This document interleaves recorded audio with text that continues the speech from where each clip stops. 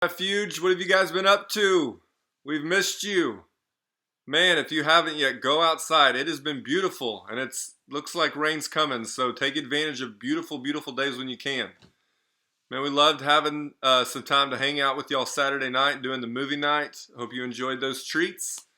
Some of them might not have lasted the whole time, but we love getting to do that and spoil you guys. I don't know if we'll be able to do that again, if the rules will allow us to, but if they can, we will try.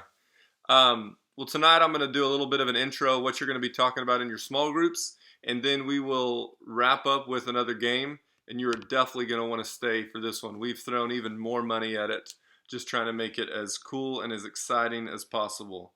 So without further ado, tonight we're talking about gospel-centered life. It's a continuation of what we were talking about what feels like forever ago. But tonight we're talking about the gospel and the law. And it's not typically normal things that you think of together. The gospel is kind of this like outpouring of God's love, how he brought us back to a relationship with him. And we think of laws kind of as this rule. It's strict. Why did he give them to us? Just so that he could say, this is what you have to do, I'm in charge? No. What's crazy is the rules come from the same place of love that the idea of the gospel comes from. He loved us so much that he gave us rules.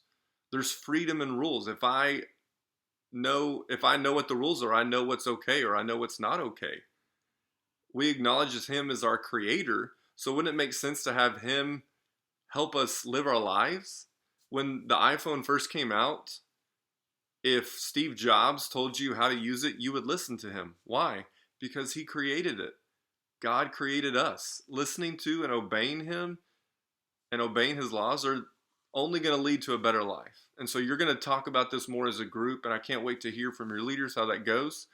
So we're looking forward to just another opportunity to connect. If that's something that you need help with, if you're like, hey, I haven't been able to get on those Zoom calls or whatever it is, reach out to your leader, reach out to me, Bobby@GraceBibleChurch.com, and let me know what we can do better to make sure that y'all are all being a part of those things. Now, to the game. Back by popular demand, we are going to play Superlatives, but Week 2 edition. Yeah? We've upgraded our technology significantly. So, we're going to just hit it, and here we go. This is the game, much like any yearbook, it's most likely to succeed. Best dressed, that type of stuff. But we're taking it for our Refuge students and we're running with it. So here we go. First up, most likely to give you a candy bar when you're trying to hold his hand, Noah Jones. Yep. If you haven't heard this story from Noah, it is a classic. Okay.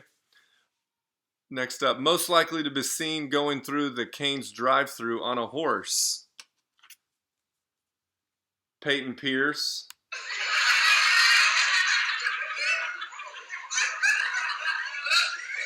That was a good one. Thanks for the laughter, guys. I really appreciate it.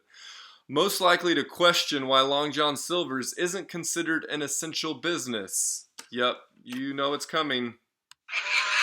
Sydney Galena. Yep.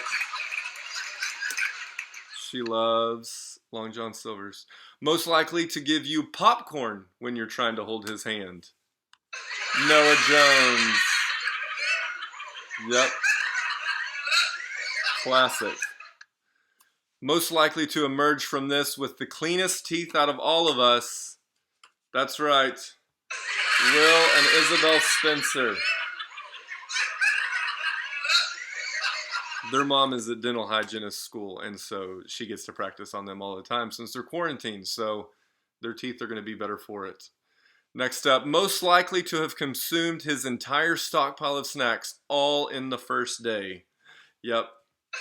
Jack Stafford.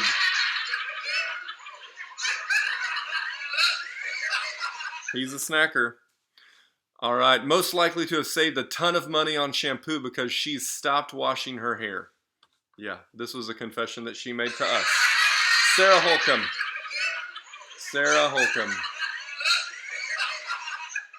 Her hair is much cleaner in that picture than it is probably now in real life. All right, most likely to be working a 9-to-5 job during quarantine, Grant Caldwell.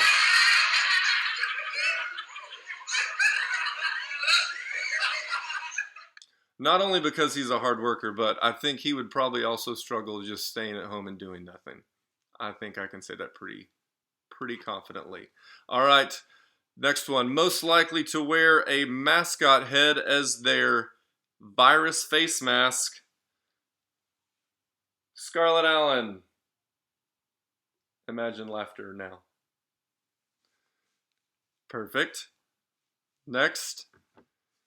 Most likely to spend the quarantine watching someone else play Fortnite from outside their house with binoculars. Yes, this happened. He admitted it to me. Kanan Thornton. Kanan Thornton is how he is spending his quarantine, watching other people play Fortnite.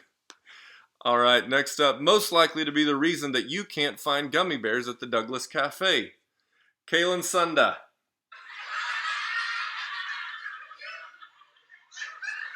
Girl loves her some gummy bears. And then the last one, most likely to come out of nowhere with some hilarious Nacho Libre jokes during our Netflix movie night, Carolyn Young. Yes, this is a super old picture, but it's what we got. Carolyn Young, applause, yay, great, yeah, we love it.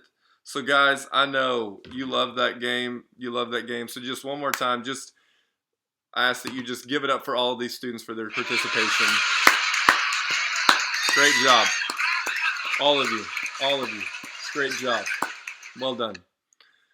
All right, guys. Well, we've loved getting to interact with you. We've loved getting to do whatever it is we can, if it's something silly like this.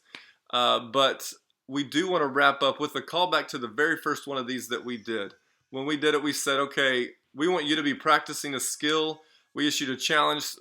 Let us know what you're doing. And a big shout out to Dylan Johnson for his skills in a very useful ping pong bouncing that he can do now. So we're going to see his video in a second. I want you to film yourself practicing these things. Maybe even you've mastered it at this point. Email me those videos, bobby@gracebiblechurch.com, and then you might get featured in one of our future weeks of this. So guys, we miss you. We can't wait till this is over and we get to hang out again. And until then, let us know what we can do. Restart it? Go.